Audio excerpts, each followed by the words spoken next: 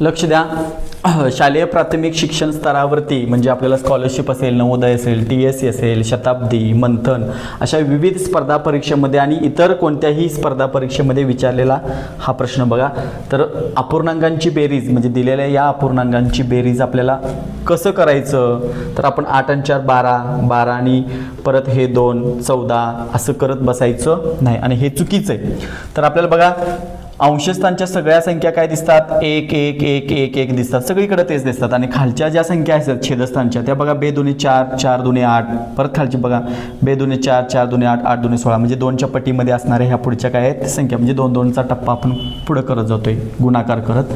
तर अशा वेळी काय करायचं, तर अपूर्णांकांची बेरीज करताना शेवटचा जो अंक आहे छेदस्थानचा म्हणजे शेवटच्या अपूर्णांकाचा छेदस्थानचा जो अंक आहे तो जसंच्या तसं लिहायचा आणि त्याच्या अगोदरची संख्या वरती अंशस्थानी लिहायच्या. 8च्या अगोदरची संख्या काय आहे, तर 8च्या अगोदरची संख्या आहे 7 म्हणजे दिलेल्या अपूर्णांकाची बेरीज किती आली 7/8.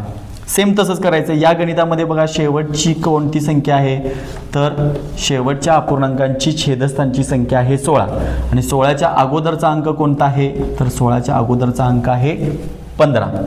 पुढे जाऊया आपण. शेवटची संख्या बघा या ही क्रमांकाची शेवटची संख्या आहे अपूर्णांकाची 32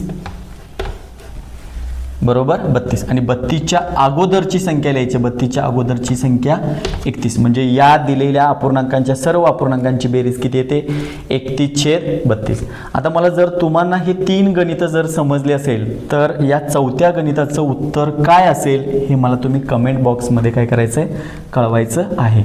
जर हा व्हिडिओ आवडला असेल तर लाईक करा, शेअर करा आणि सबस्क्राईब करायला विसरू नका.